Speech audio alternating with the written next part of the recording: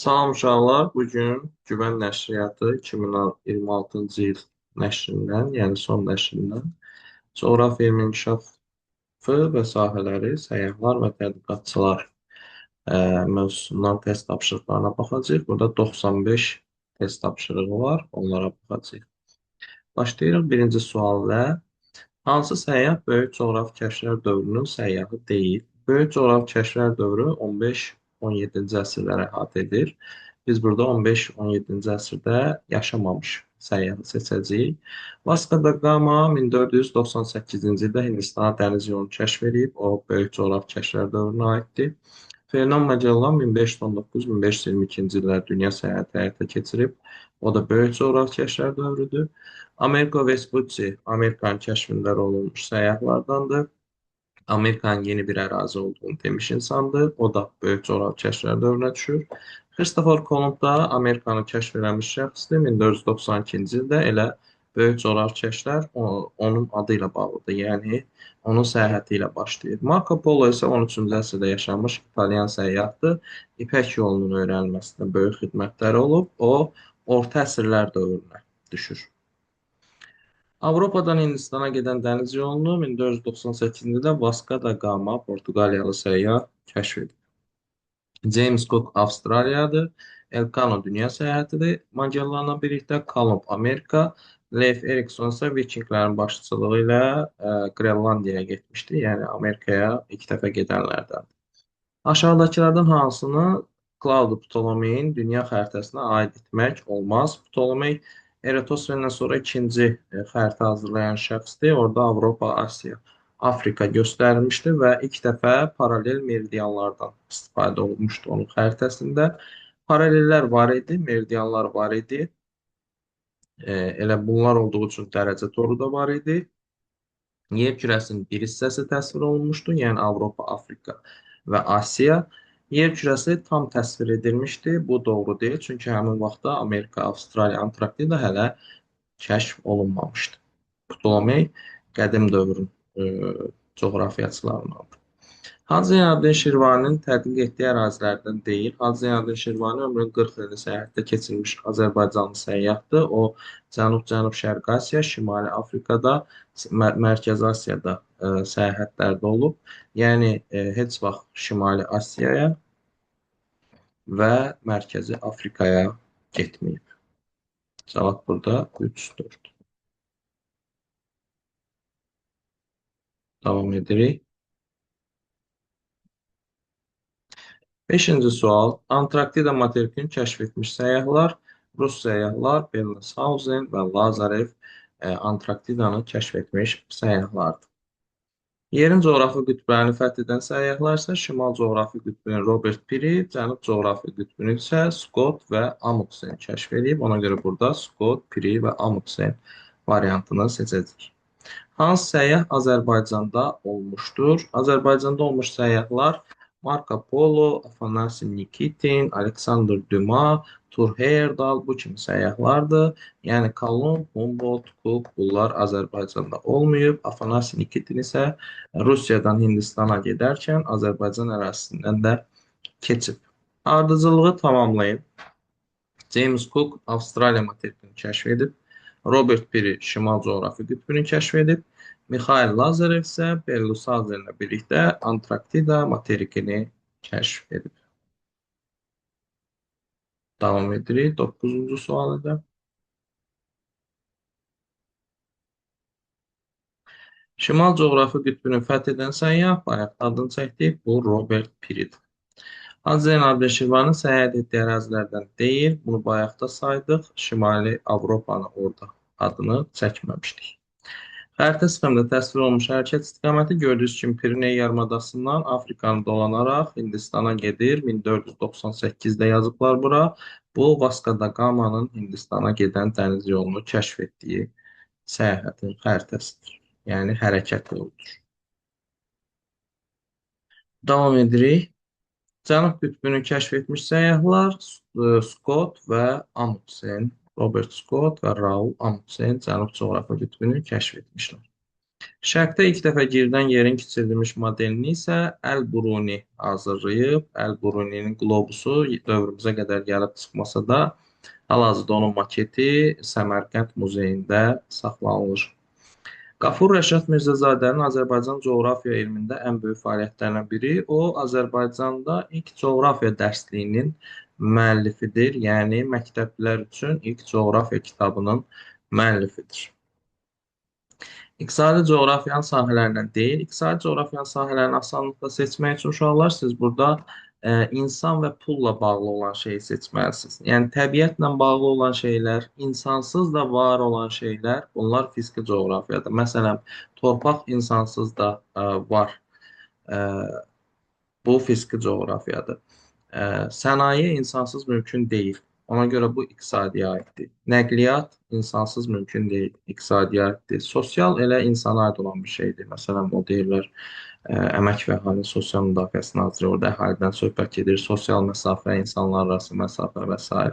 Əhali də yenə insanla bağlı şeydir. Amma torpaq təbiətlə bağlı olan bir şeydir. Bu insan olmasa da torpaq ola bilir. Ona görə o iqtisadi coğrafiyanın yox, fiziki coğrafiyanın sahəsidir. 15 suala baxdıq, 16-cıya baxırıq.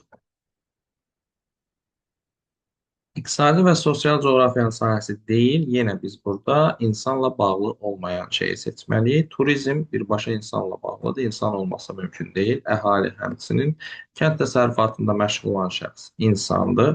Nəqliyyatı yaradan şəxs insandır, amma iqlim, yəni hava şəraiti insansız da dəyişə bilir və insansız da həmişə mövcud olub. Ona görə burada biz iqlimşünaslıq variantını seçəcəyik. O fiziki coğrafiyanın sahəsidir.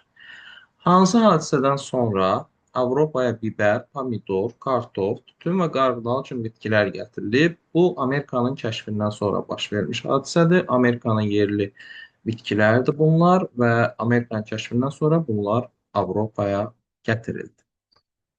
Avrasiyanın ucqar şərq nöqtəsini fəth etmiş səyyah. Avrasiyanın ucqar şərq nöqtəsinin adı Dejinyov burnudur. Elə ona görə biz burada Semyon Dejinyov variantını seçməliyik. Təbii tarazlığın qorunması üçün ayrı-ayrı komponentlər arasında qarşılıqlı əlaqəni öyrənən fiziki coğrafiyanın yeni sahəsi. Burada söhbət təbii tarazlıq, yəni təbiəti qorumaqdan söhbət gedir. Elə burada qorunma sözü də var. Ona görə elə təbiəti mühafizə, ekoloji coğrafiya variantını biz burada seçməliyik. Davam edirik 20-ci sual ilə. B qrup tapşırıqlara keçdik. Fernando Magellan həlak olduqdan sonra onun səyahətini kim tamamlamışdır? Fernando Magellan Filippində həlak olur, yerli xalq onu öldürür. Ondan sonra onun səyahətini Juan Elcano davam etdirir. Bu səyyah Azərbaycanda bir neçə dəfə olmuşdur. O, Qobustan və Skandinaviya qayaları üzərində çəkilmiş gəmi təsvirlərinin oxşarlıqlarını müəyyən etmişdir.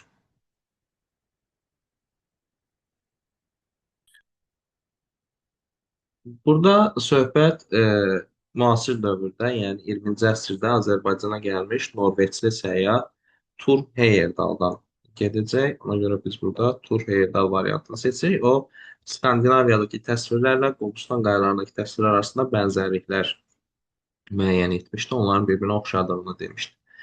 Dünya səyahəti etmiş səyyahlar ilkin dövrlərdə, yəni ilkin dövr deyəndə söhbət səyahətlərin başladığı dövrdən gedir. Yəni coğrafiyanın ilkin inkişaf mərhələsindən yox. Dünya səyahəti edən Fernand Magellan idi, sonra Drake dünya səyahətinə çıxır, James Cook və Lisyanski dünya səyahətlərinə çıxırlar. Burada biz Magellan və James Cook variantlarını seçməliyik.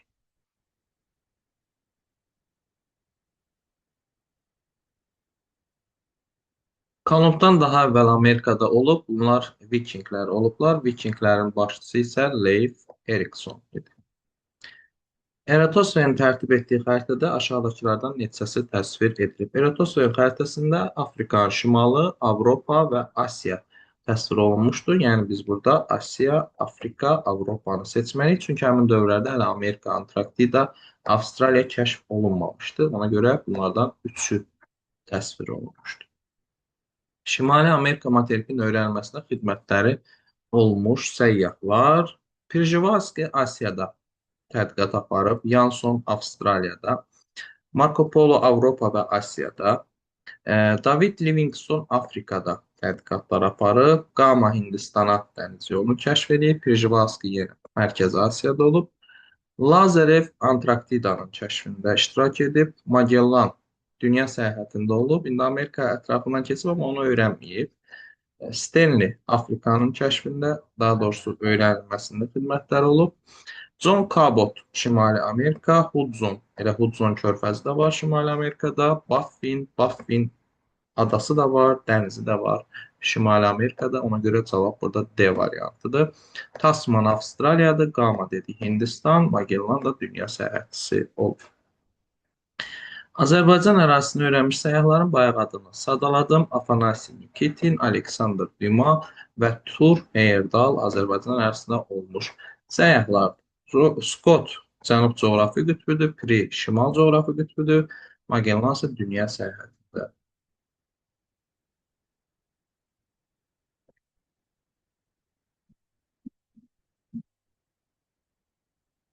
27. Avrasiyanın şimal-şərq və Şimali Amerikanın şimal-qərb hissəsini öyrənməsində xidmətləri olmuş səyyahlar Avrasiyanın şimal-şərqi ilə Şimali Amerikanın şimal-qərbi arasında bilirsiniz Bering boğazı keçir. Həmin ərazidə Beringin xidmətləri olub və Avrasiyanın ilə şərq burnu da Dejinyo burnu adlanır. Bayaq dedik. Ona görə burada biz Dejinyo və Bering variantlarını seçməliyik. Şimali Amerikanın tədqiqatında iştirak edənlərdən deyil. Vespucci Amerikada olub, elə buranın yeni qitə olduğunu da o deyib. Kolumb Amerikanı kəşf edilmiş şəxsdir. John Cabot'un adını bayaq çəkdik. Amerikada araşdırmalar aparıb. Mackenzie ilə Şimali Amerikada Mackenzie çayı da var. Abel Tasman isə Avstraliyanın öyrənilməsinə iştirak etmiş səyyahlardan. Hansı coğrafi kəşfdən sonra Afrikanın cənub hissələri daha çox öyrənildi? Deməli, bu kəşfdə biz Afrikanın cənubundan keçməliyik. Afrikanın cənubundan ilk dəfə Hindistana dəniz yolu axtarılarkən 1498-ci ildə Vasco da Gama keçib. Ona görə biz burada Avropadan Hindistana dəniz yolunun açılması variantını seçməliyik. Hansı materik kəşf edildikdən sonra ətrafındakı adalara yeni sözü əlavə olunub? Yeni Zelandiya, Yeni Britaniya, Yeni Kaledoniya. Təbii ki, burada söhbət Avstraliya materikindən gedir. Elə burada Yeni Zelandiya bizə bəs edir. Avropalılar bura öz torpaqlarının adını verir. Buraları kəşf edildikdən sonra və qarşısına yeni sözünü əlavə edirlər. Coğrafiya elmləri ilə digər elmlər arasında məntiqi əlaqəni qurun. Baxaq burada nə ilə nə arasında biz əlaqə qurmalıyıq. Deməli, məsələn, meteorologiya. Meteorologiya hava şəraitinin öyrənilməsi elmidir. Təbii ki, burada biz fizikaya aid biliklərdən istifadə etməliyik. Havada baş verən proseslər, aerozollar, onların bir haldan digər hala keçməsi, bunlar fizikaya aid xüsusiyyətlərdir. Kartoqrafiya xəritəçilikdir. Xəritə çəkmək üçün təbii ki, bizə riyazi biliklər lazımdır. Miqyası hesablamaq, paralel meridianları düzgün qurmaq, düzgün kiçiltmək. Bunun üçün riyazi biliklər lazımdır. Sənaye nəyinsə emal olunması, çıxarılması prosesidir ki, burada bizə pul qazandırır. Burada biz iqtisadiyyat elminin biliklərindən istifadə etməliyik. Siyasi coğrafiya dövlətlərin yaranması, inkişaf tarixini öyrənir. Burada da biz tarixə aid biliklərdən istifadə etməliyik. 1-ə C, 2-yə D, 3-ə B, 4-ə A elə A variantı olacaq cavabımız. Avstraliyanın tədqiqində iştirak edən səyyahlar, bunlar James Cook, Abel Tasman və Wilhelm Janssondur. Onlar, Jansson ilk dəfə gedir, amma buranın yeni bir qitə olduğunu anlamır və burada qazandığı bilikləri də sir olaraq saxlayır. Tasman gedir sonra 1642-də, o da Yeni Zelandiyaya gedir, Avstraliyanın cənubuna gedir, orada Tasman adası da var. Amma o da buranın yeni qitə olduğunu söyləmir. Sadəcə sonda İngilis səyyah James Cook gedir və buranın yeni bir ərazi olduğunu ilk dəfə deyir. Ona görə kəşf James Cook'un adı ilə bağlı olur. Xəritə sistemində hansı səyahətçinin səyahəti göstərilmişdir? Burada baxırsınız, Piriney yarımadası Avropadan gedir burada Baham adaları, Antil adalarına 1492-ci il. Təbii ki, burada Kolumbun Amerikanı kəşf etməsi hadisəsi əks olunub. Christopher Kolumb və Amerigo Vespucci-dən 5 əsr əvvəl bura dedik Vikinglər gəlib, onların da başçısı Leif Erikson olub. Hansı coğrafi hadisə Antarktida materikinin kəşfindən sonra baş verib? Antarktida materikinin kəşfi burada düşür 19-cu əsrin əvvəllərinə, ə, ondan daha sonra baş verməlidir. Avstraliya 18-ci əsrin ortalarında kəşf olunub. Bu ondan əvvəldir. İlk dünya səyahəti 1519-dur. Bu da əvvələ düşür. Dəniz yolu 1498-dir. Bu da əvvələ düşür. Amerikanın kəşfi 1492-dir. Bu da əvvələ düşür. Şimal coğrafi qütbün kəşfi isə 20-ci əsrin əvvəlləri 1909-cu ildədir. Ona görə bu Antarktidanın kəşfindən daha sonra baş vermiş bir prosesdir. Yerin və digər planetlərin Günəş ətrafında fırlanmasına əsaslanan heliosentrik sistem nəzəriyyəsi, yəni Günəş mərkəzli kainat, belə deyək, Günəş mərkəzdə, planetlər onun ətrafında, bunu ilk dəfə Kopernik irəli sürüb, heliosentrik sistem nəzəriyyəsi adlanıb. Ondan əvvəl geosentrik sistem nəzəriyyəsi idi, yer mərkəzdə, planetlər Günəş onun ətrafında, bunda Ptolomey demişdi, təbii ki, o səhv nəzəriyyə idi. Eyler-Venn diaqramına əsasən uyğunluğu müəyyən edin. Eratosfen və Ptolomeyin oxşar fərqli cəhətləri. İlk dəfə coğrafiya sözünü Eratosfen gətirib elmə və coğrafiyanın da atası hesab olunur. Cənubi Avropa, Cənub-Qərbi Asiya, Şimali Afrikanın xəritəsini hər ikisi tərtib edib. İlk xəritələrin müəllifləridir. Xəritə üzərində paralel meridianlardan ilk dəfə Ptolomey istifadə edib. Eratosfen xəritəsində paralel meridian yox idi. İlk dəfə yerin ölçülərini isə Eratosfen hesablayıb, o Misirdə olarkən İskəndəriyyə şəhərində günəşin düşmə bucağına əsasən, kölgənin uzunluğuna əsasən ekvator xəttinin uzunluğunu demək olar ki, tam dəqiqliyi ilə hesablamışdı. Burada 1, 4, 2, 3 olacaq. Cavab D variantı olacaq.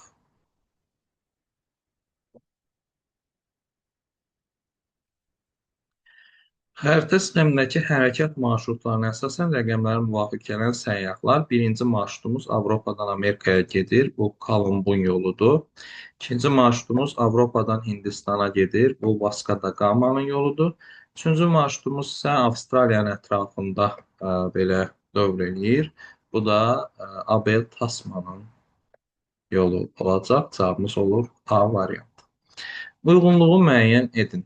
Böyük coğrafi kəşflərdən sonra yeni dünyadan köhnə dünyaya gətirilən bitkilər, köhnə dünyadan yeni dünyaya gətirilən bitkilər.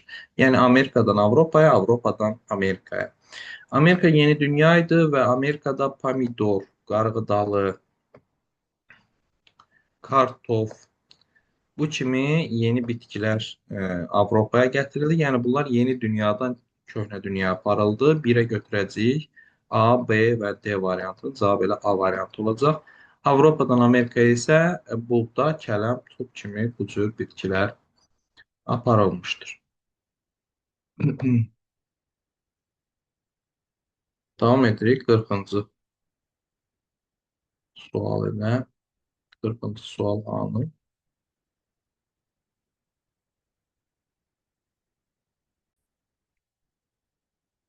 40-cı sualı burada çətinliklə də olsa tapa bildim. Başlayırıq 40-cı sualla. Eyler-Venn diaqramına əsasən uyğunluğu müəyyən edin. Abel Tasman və James Cook'un oxşar fərqli cəhətləri. İngilisdilər, James ingilisdir, Abel Hollanddır. Ona görə bunu Jamesə yazırıq. Avstraliya materikinin kəşf və tədqiqində iştirak edib. Hər ikisinə aiddir bu. Yanson, Tasman və Cook'a aid olan bir fikirdir. Hollanddır, bu da Tasmana aid olacaq. 3, 1, 2 olacaq. Cavabımız B variantı. Sxemin düzgün tamamlayan bənd hansıdır? Christopher Kolumb Amerikanı kəşf edib, Yanson Avstraliyada olub ilk dəfə, Antarktidada isə ilk dəfə Bellingshausen və Lazarev olmuşdur. Burada Bellingshausen variantını seçirik. 42-ci sual. Palçıq vulkanları Dövlət Təbiət Qoruğu iqtisadi coğrafiyanın hansı sahəsinin tədqiqat obyektidir? Siz burada qoruq sözünü götürüb bunu ekoloji coğrafiya, təbiətin mühafizəsi yaza bilərsiniz. Amma bu belə deyil. Çünki burada iqtisadi coğrafiyanın hansı sahəsi olduğunu soruşur. Çünki ekoloji coğrafiya fiziki coğrafiyanın yeni sahəsidir. Alçaq vulkanlarından həm də müalicəvi məqsədlər üçün istifadə olunduğu üçün bu tibbi coğrafiyanın tərkib hissəsinə daxildir iqtisadi baxımdan.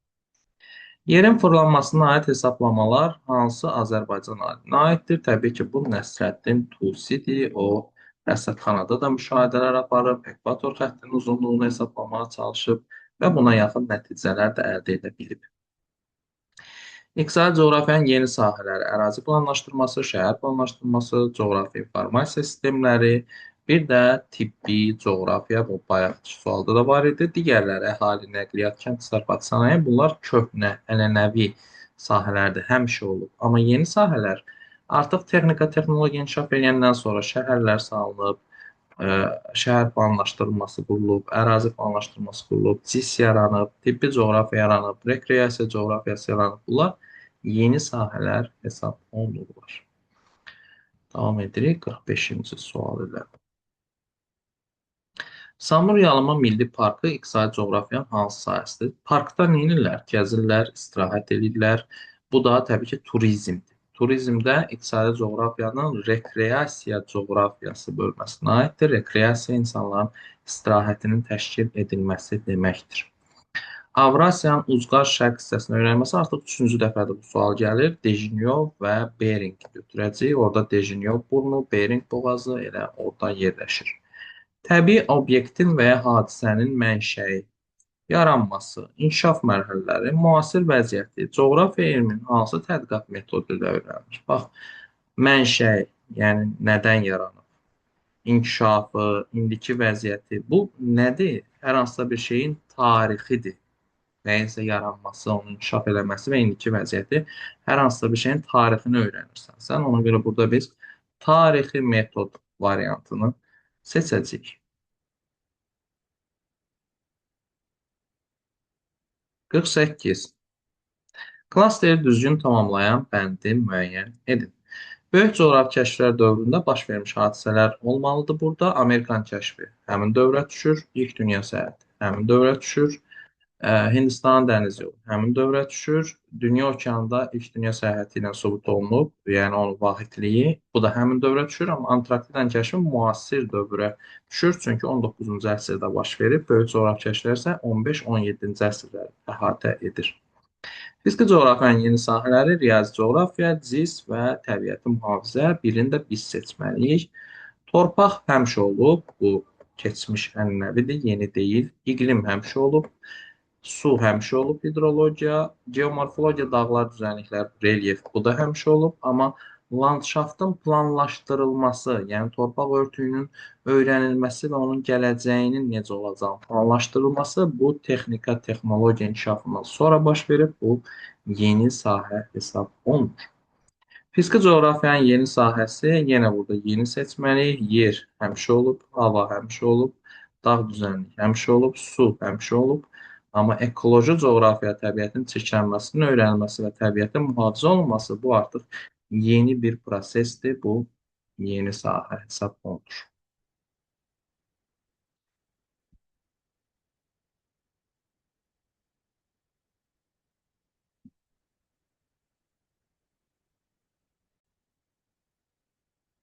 Davam edirik 51-ci sualda.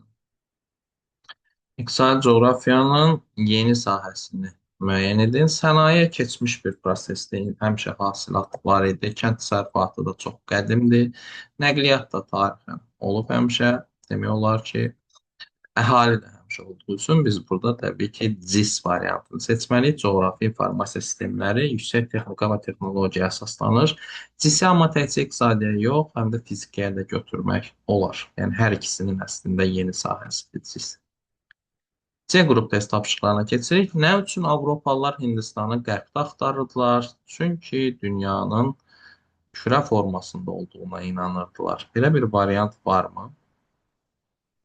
Yer kürə formasında olduğuna görə qərbə doğru üzməklə Hindistana çatacaqlarına əmindirlər. Bəli, onlar yerin kürə formasında olduğunu düşündüyü üçün qərbə doğru gedərək də Hindistana gedə biləcəyini düşünürdülər, amma xəbərləri yox idi ki, qərbdə o boyda Amerika var. Yeni dünyanın kəşfindən sonra Avropaya gətirilmiş bitkilərdən deyil. Amerikadan Avropaya biber, qarğıdalı, pomidor, kartof, tütün bu kimi şeylər gətirilir, amma buğda Avropada onsuz da var idi. Yəni çörək yeyirdilər onlar. Buğda Avropadan Amerikaya aparılıb ilk dəfə. Doğru olmayan fikri müəyyən edin. Yeni dünyanın kəşfindən sonra Amerikadan Avropaya pomidor, kartof, tütün gətirildi. Bu tamamilə doğru fikirdir.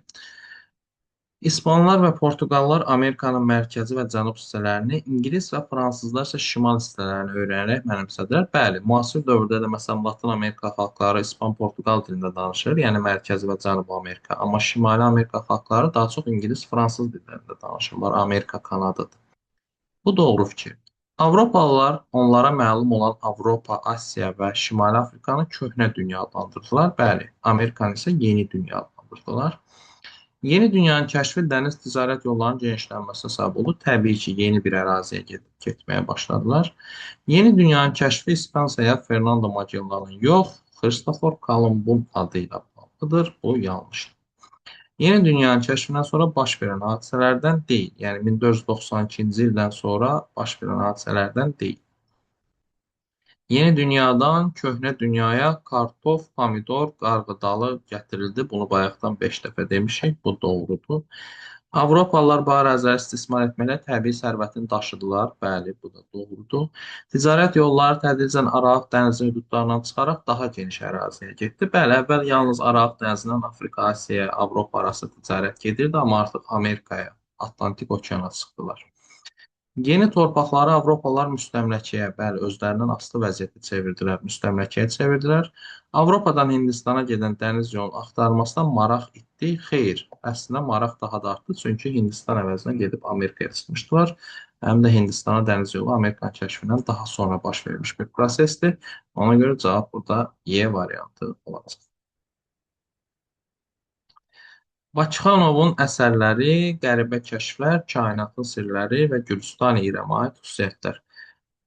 Azərbaycanın ictimai-iqtisadi inkişafı haqqında Gülüstan-i-İrəm əsərini götürəcəyik. Bu, Gülüstan müqaviləsində 1813-cü ildə İran və Rusiya arasında bağlanmış Gülüstan müqaviləsinə həsr olunmuş bir əsərdir və orada da Azərbaycanın iqtisadi inkişafı, oradakı vəziyyət, tarixi haqqında müxtəlif məlumatlar var. Christopher Columbus'un Amerikanı kəşf etməsi Kəşfül Qəraib, yəni qəribə kəşflər əsərində öz əksini tapır. Kainatın heliosentrik sistemi isə təbii ki, elə Kainatın sirləri kitabında olacaq. Verilmiş fikirlərdən hansılar böyük coğrafi kəşflər dövrü üçün səciyyəvi deyil, yəni böyük coğrafi kəşflər dövründə baş verməyib, 15-17-ci əsrdə baş verməyəni seçməliyik. Antarktida müasir dövrdür, biri elə budur. Avropadan Hindistan dəniz yolu böyük coğrafi kəşflər dövründədir. Şimal-Cənub coğrafi qütbü 20-ci əsrdir, bu müasir dövrdür. Amerika böyük coğrafi kəşflərdir. İlk dünya səyahəti böyük coğrafi kəşflərdir. Burada cavab 1 və 3 olacaq.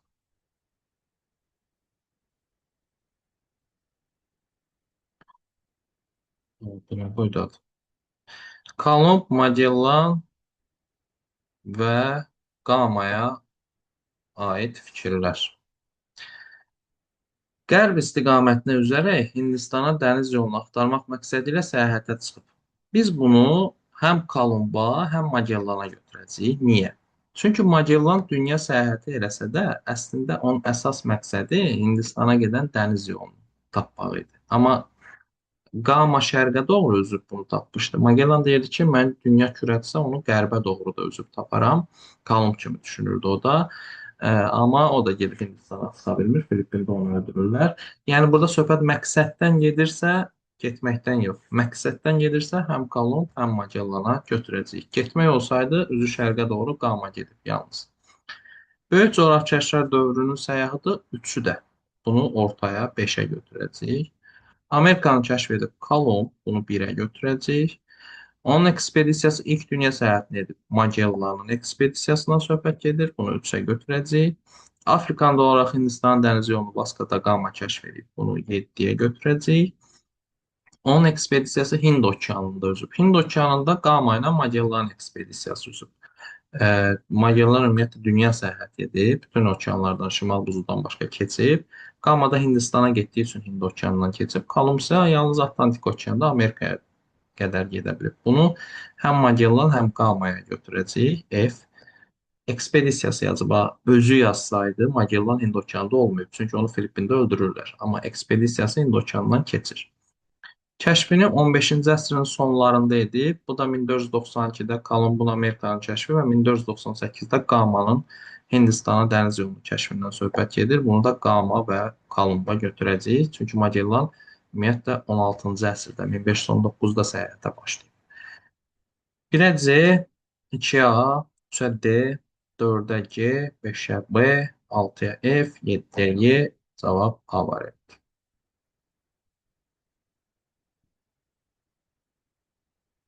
Davam edirik 59-cu sual. Naməlum cənub torpaqlarını axtarmaq və xəritəyə köçürmək üçün 18-ci əsrin 60-70-ci illərdə 3 dəfə dünya səyahətini ingilis səyyah James Cook edib və Avstraliyanın kəşfi də onun adı ilə bağlıdır. Xəritə sxeminə əsasən Kristofer Kolumb 1492-ci ildə kəşf etdiyi West Hind adaları burada Baham adalarıdır. 2 rəqəmi ilə göstərilir.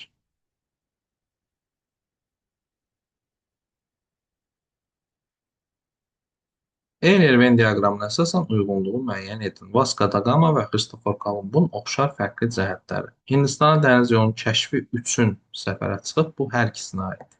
Kəşf edib demir. Hansı məqsədlə səfərə çıxdığını soruşur. Kolumb da Hindistana dəniz yolunu tapmaq istəyirdi, Gama da. Kolumb səhvən gedir, Amerikaya çıxır sadəcə. Yeni dünyanı Kolumb kəşf edib, yəni Amerikanı. Avropadan Hindistana dəniz yolunu açıb, bu Gamaya aiddir. Böyük coğrafi kəşflər dövrünün səyahəti ikisi də. 3, 2 və 1, 4 cavab B variantıdır. Klasteri tamamlayın. Bizə 3 fikir verib, bu fikirlər kimə aiddir? Biz onu tapmalıyıq. Ant dağlarını, Orinoco və Amazon çaylarını, Cotopaxi, Chimborazo və Meksikada olan vulkanları öyrənib. Burada Alexander Humboldtdan gedəcək söhbət. Cənubi Amerikanın öyrənilməsində, Mərkəzi Amerikanın öyrənilməsində Alexander Humboldtun böyük rolu olub. Mərkəzi Cənubi Amerikanın iqlimin formalaşmasını, daxili və sahil boyu ərazilərin iqlimi olan fərqlərini öyrənib. Cənubi Amerikada bitkilərin coğrafiyası, enliklər üzrə yayılmasını öyrənib, materikin geoloji xəritəsini tərtib edib. Bu fikirlər hamısı Alexander Humboldta aiddir.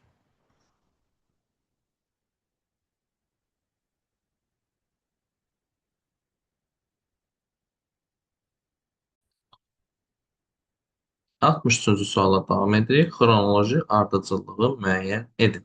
Norveç səyahət tur Heyerdanın Azərbaycana səfəri 20-ci əsrin sonlarında baş verib. Müasir dövrdə baş vermiş bir hadisədir. Buraya yazaq 20-ci əsr. Rus dənizçi Vitus Beringin Asiyadan Amerika sahilinə üzməyi bu 17-ci əsrin əvvəllərinə düşür hardasa. Buraya yazaq 17-ci əsr.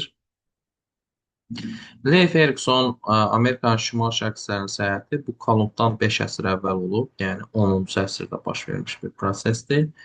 Elkano və Magellan dünya səyahəti 16-cı əsrdə baş vermiş bir prosesdir. 1519-1522 bu 16 yazaq. Cənub qütbünün fəthi isə Cənub coğrafi qütbü 1911-ci ildir. Bu da 20-ci əsrin əvvəlləridir. Əvvəllər.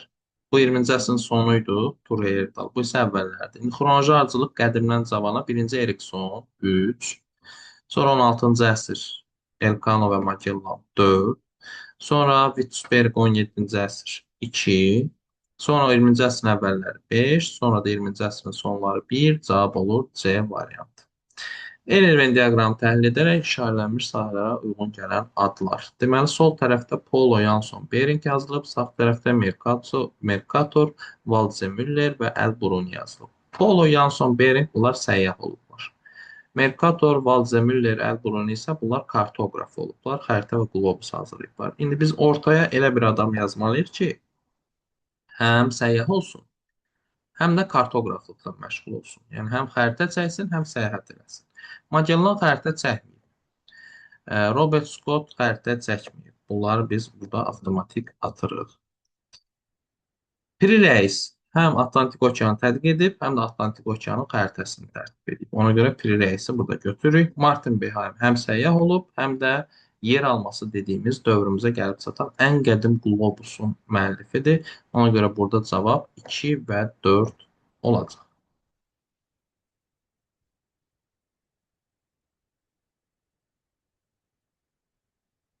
Kopernik, Lomonosov, Mercator, Dokuçayev. Onlara aid olan fikirləri düzgün qruplaşdırmalıyıq. Apardığı tədqiqatlardan sonra torpaq coğrafiyası elmini Dokuçayev yaradıb. Dokuçayev torpaq coğrafiyasının banisidir. Rusiyanın Avropa hissəsində bu tədqiqatları aparıb.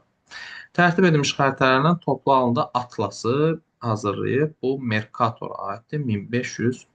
1585-dir ya 95-dir. İlini tam yadımda saxlaya bilmədim. Amma ya 1585-dir ya 95. İlk Atlasın müəllifi Erhard Mercator olmuşdur. Yerin və digər planetlərin Günəş ətrafında fırlanması heliosentrik sistem nəzəriyyəsinin müəllifi Nikolay Kopernikdir. Bunu yazırıq Kopernikə. İqtisadi coğrafiya elminin banisi isə Lomonosovdur. Bunu yazırıq Lomonosova. Burada C, B, D, A variantını seçirik. Bu da A variantıdır.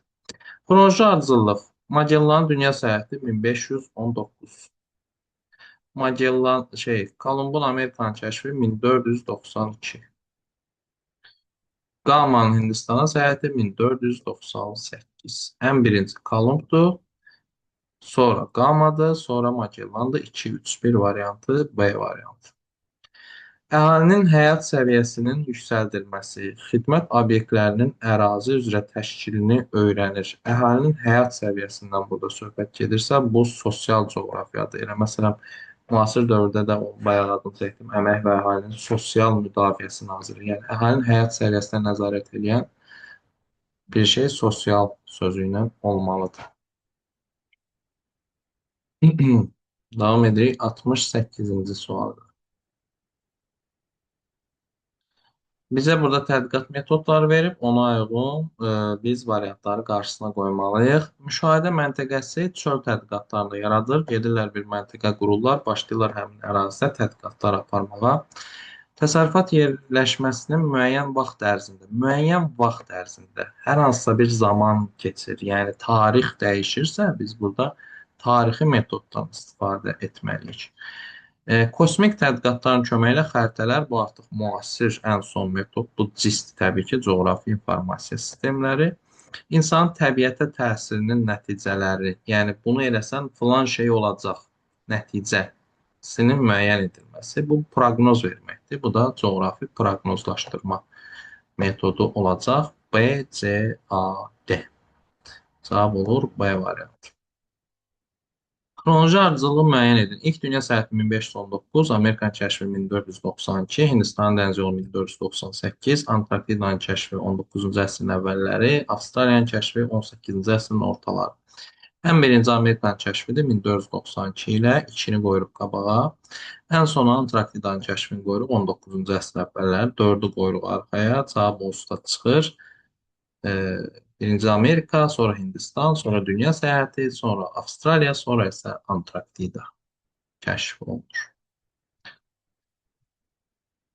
Sosial coğrafiya nəyi öyrənir? Sosial coğrafiya bayaq elə burada yazmışdı. Əhalinin həyat səviyyəsinin yüksəldilməsi, xidmət obyektlərinin ərazi üzrə təşkili bu sosial coğrafiyadır. Siyasi xəritələrin dəyişməsi, inzibati ərazi bölgüsü, siyasi proseslər bu siyasi coğrafiyadır. Əhalinin istirahətinin təşkili rekreasiya coğrafiyasıdır. Yaşayış və təsərrüfat ərazilərinin səmərəli qurulması bu ərazi planlaşdırılmasıdır. Təbii tarazlığın qorunması üçün ayrı-ayrı komponentlər arasında qarşılıqlı əlaqə bu ekoloji coğrafiyadır. Rekreasiya coğrafiyası əhalinin istirahətinin təşkil edilməsi olacaq. Burada hanı cavab? Əhalinin istirahətini təşkil et, C variantı. Hansı coğrafi hadisə daha gec baş verib? İlk dünya səyahəti 1519, Amerikan kəşfi 1492, dəniz yolu 1498, Avstraliya 18-ci əsrin ortaları, Antarktida 19-cu əsrin əvvəlləri. Ən gec burada Antarktida olub. Suallar bir-birinin təkrarı kimidir biraz. Ona görə sizə sıxıcı gələ bilər. Bu mənim günahım deyil. Günahı olan utansın. Məşhur Azərbaycan coğrafiyası Əbdülrəşid Bakuviyə aid olan kitab Bu abidələrin xülasəsi və qüdrətli hökmdarın möcüzələri kitabıdır. Burada əslində söhbət daha çox abidələrdən falan gedir. Sadəcə qüdrətli hökmdarı da ora salıb ki, qoy satılsın da cəmaət alsın. Kainatın sirləri Bakıxanovundur, Qərbə kəşflər Bakıxanovundur, Qafqaz coğrafiyası. Qafqaz coğrafiyası səhv eləmirəmsə Qafur Rəşad Mirzazadənindir, amma dəqiq bilmirəm. Amma məncə onundur. Gülstan İrəm də yenə Bakıxanov. Eyler-Venn diaqramını tamamlayan bəndi müəyyən edin. Qafqaz coğrafiyası Aleksandr Dumanda ola bilər. İkisindən biridir. Nəysə, araşdırın. Ev tapşırın. Eyler-Venn diaqramını tamamlayan bəndi müəyyən edin. Kolumb Magellanın ortaq cəhəti dünya səyahət etməsi deyil. Kolumb dünya səyahət etməyib. Amma ikisi də böyük coğrafi kəşflər dövründə yaşamış səyyahlardır. Sakit Okeanda Kolumb olmayıb. Avstraliyanı heç biri kəşf eləməyib. Amerikanı isə Magellan yox, Kolumb kəşf edib. Burada ortaq cəhət B variantı olacaq. Cədvəldə verilmiş fikirlərin düzgün ardıcıllığı. Doğrudan doğru, yanlışdan yanlış. Doğru yanlış yazmaq. İqlimşünaslıq fiziki coğrafiyanın ənənəvi sahəsidir. Bəli, fiziki coğrafiyanın sahəsidir, təbiətlə bağlıdır və iqlim həmişə olub. Ona görə bu ənənəvidir. Əhali coğrafiyası iqtisadi coğrafiyanın ənənəvi sahəsidir. Bu da doğrudur. Əhali, biz dedik, iqtisadi coğrafiya insanla bağlı olmalıdır. Əhali insanla bağlı bir şeydir. Əhali də həmişə olub. Bu da doğru fikir. Siyasi coğrafiya iqtisadi coğrafiyanın yeni sahəsidir. Bu da doğru fikirdir. Siyasi coğrafiya dövlətləri öyrənir. Bu da yeni-yeni başlanıb öyrənməyə. Rekreasiya coğrafiyası fiziki coğrafiyanın yeni sahəsidir fikri yanlışdır. Çünki rekreasiya coğrafiyası fiziki coğrafiyanın yox, iqtisadi coğrafiyanın yeni sahəsidir. Rekreasiyada insanların istirahəti təşkil olunursa, insanla bağlıdırsa, təbiətlə bağlı deyilsə, bu iqtisadi coğrafiya. D, D, D, Y cavab D variantı. Keçdik açıq tipli tapşırıqlara. Afrika materikinin öyrənməsində iştirak edib Livingstone və Stanley Afrikanı tədqiq edən səyyahlardır. Humboldt Cənubi Amerikada olub, Vitus Bering Avrasiyanın şərqində olub, Dejinyov da elə Beringin yanında. İndi burada elmlər verib bizə. Kartografiya, torpaq coğrafiyası, iqtisadi coğrafiya. Bu elmlərlə məşğul olan adamları seçməliyik. Lomonosov iqtisadi coğrafiyanın banisidir. Bunu yazdıq ora. Mercator ilk atlasın müəllifidirsə, xəritəşünasdır. Onu kartografiyaya yazırıq. Dokçayev torpaq coğrafiyasının banisidir. Onu da ora yazdıq. Humboldt Amerikanın, Cənubi Amerikada iqlimşünaslıq, bitki coğrafiyasını öyrənib. Bunlara aidiyyəti yoxdur. Kopernik isə kainatı daha çox öyrənib. Heliosentrik sistem nəzəriyyəsinin müəllifidir. Ona görə burada B, C, A olur cavabımız.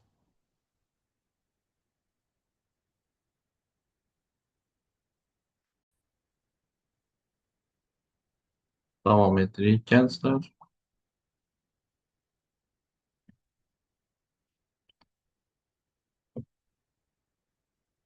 1849-1873-cü illərdə İngilis David Livingstone Afrikada tədqiq etdiyi coğrafi obyektlər. Aha, Afrikada Livingstone və Stanley tədqiq etdiyi, araşdırdığı obyektlər bunlar Kongo çayı, Viktoriya şəlaləsi, Zambezi çayı bunlar olacaq. Elə Viktoriyada Zambezinin üzərindədir.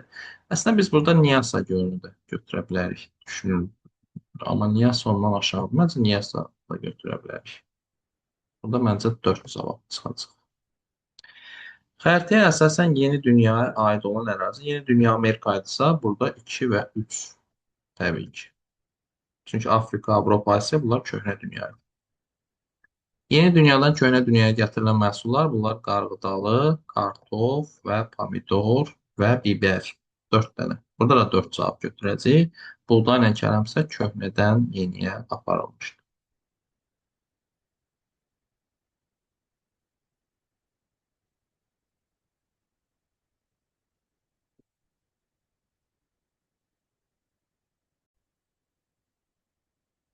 Alman təbiətşünası Alexander Humboldtun 1799-1804-cü illərdə Amerikada öyrəndiyi coğrafi obyektlər daha çox Cənubi Amerikada olub. Humboldt, ona görə burada Ant dağları, Orinoco çayını götürürük.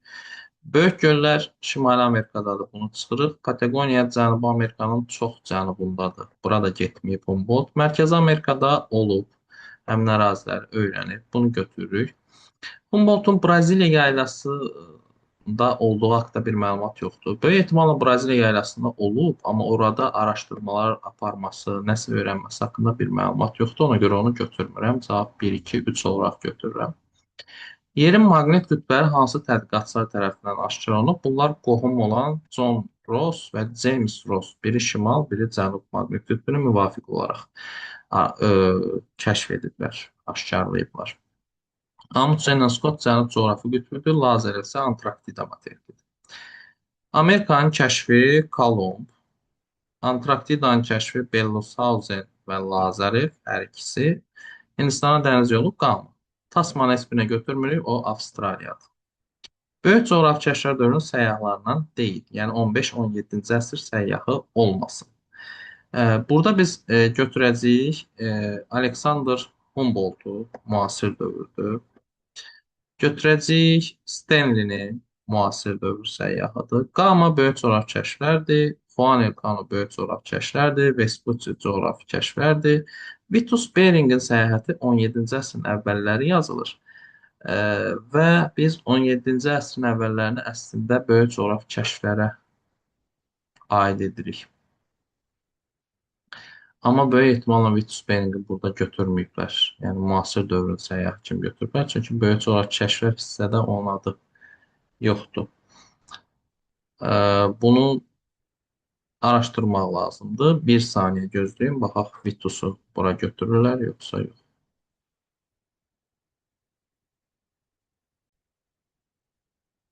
Deməli gənclər, burada Vitus Beringi böyük coğrafi kəşflər dövrünün səyyahı kimi götürək. Çünki mən dediyim kimi adam 16-cı əsrin sonu 17-ci əsrin əvvəllərində yaşayıb və ona görə də böyük coğrafi kəşflərə düşməlidir məntiqlə.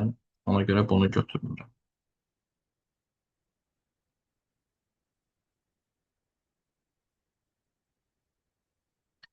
Böyük coğrafi kəşflər dövrünə aid olmasın. Amerikanın kəşfi elə böyük coğrafi kəşflərin başlanğıcıdır. Hindistana dəniz yolu açılması, bu da 1498-dir, ilk dünya səyahətidir həmçinin, amma Antarktidanın şimal qütbü 19-20-ci əsrlərdir. Bunlar müasir dövrün hadisələrdir. Coğrafiya elmləri sisteminə daxil olmayan elmlər, coğrafiya aidiyyatı olmayan elmlər. Hidrologiya coğrafiyanın bir sahəsidir. İqlimşünaslıq da həmçinin sular və hava şəraiti coğrafiyada öyrənilir. Torpaq da öyrənilir. Arxeologiya bu qazıntılar, keçmişə aid şeylərin tapılması bu özü xüsusi bir elmdir. Coğrafiyanın sahəsi deyil, geologiya da həmçinin. Sosiologiya burada sizi çaşdıra bilər. Sosial coğrafiya dediyimiz elm sahəsi var. Amma sosiologiya özü ayrıca bir elm sahəsidir. Ona görə sosiologiyanı da burada aid olmayanlara götürürük. Uyğunluğu müəyyən edin. Böyük coğrafi kəşflər, orta əsrlər, müasir dövr. Marco Polo 13-cü əsrdə yaşayıb. O, orta əsrlərə aid. 5-15 orta əsr gedir. Kolumbla Magellan bunlar ikisi böyük coğrafi kəşflər dövrünün səyyahlarıdır. Amundsen, Skotsa Cənub coğrafi qütbü bunlar müasir dövrün səyyahlarıdır. Burada gedəcək 1-ə BD, 2-yə A, 3-ə C-Y. Coğrafiya elminin ənənəvi tədqiqat metodları, yəni müasir olmayan, keçmişdən var olan, aerokosmik adından məlumdur ki, bu müasirdir, kosmik proseslər. Çöl tədqiqatları həmişə olur. Riyazi statistika, bu da müasirdir. Riyazi statistik məlumatlar. Modelləşdirmə də müasirdir. Amma kartoqrafiya həmişə olub. Xəritə çəkmə, müqayisə də həmişə olub. Bunlar ənənəvi gedir. 2, 5, 6 olur cavabımız.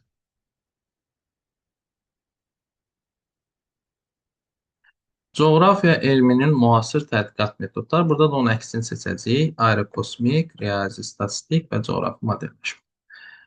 Böyük coğrafi kəşflərdən sonra bu bayaqki sualın təkrarıdır. Yeni dünyadan köhnə dünyaya gətirilib pomidor, qarğıdalı, kartof, köhnədən yeniyə aparılıb kələm, buğda, turp, bu kimi şeylər. A, B, D 1-ə, C, Y 2-yə.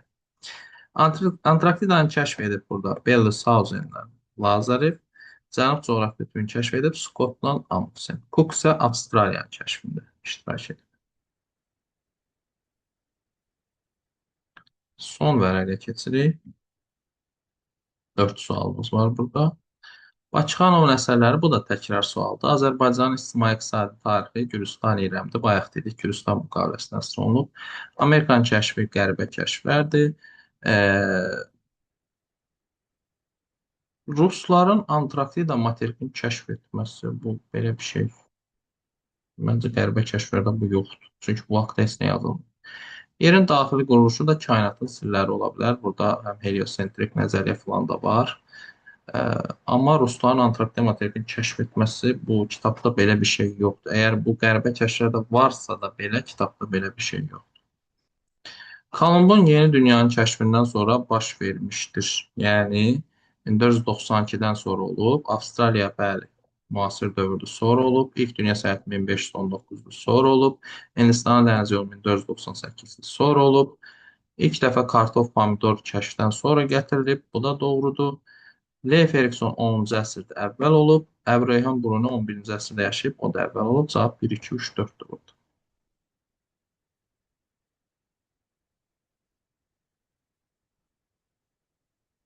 Əhalinin istirahəti rekreasiya coğrafiyasıdır. Siyasi xəritələr bu siyasi coğrafiyadır. Heç birinə aid deyil. Məlumatların toplanması, təhlili, xəritəyə köçürülməsi bu CIS metodudur. Müasir xəritələrin hazırlanması. Əhalinin həyat səviyyəsinin yüksəlməsi bu sosial coğrafiyadır. Yaşayış və təsərrüfat isə bu ərazi planlaşdırması da heç birinə aid deyil. Ə, bütövlükdə Cənub yarımkərəsində yerləşən materikləri kəşf etmiş səyyahlardan deyil. Bütövlükdə Cənub yarımkərəsində yerləşən materiklər Avstraliya və Antarktidadır. Biz burada Avstraliya və Antarktidanı kəşf etmişləri götürməməliyik. Məsələn, Yanson Avstraliyada olub. Belusazen Antarktidanı kəşf edib. Lazarev Antarktidanı kəşf edib. Humboldt Cənubi Amerikadır. Onlardan deyil. Qama Hindistanda deyil. Erikson Amerikaya gedib, o da deyil. Bu qədər uşaqlar 2026 nəşrindən birinci mövzunu bitirdik. İkinci mövzu videosunda görüşərik. Sağ olun.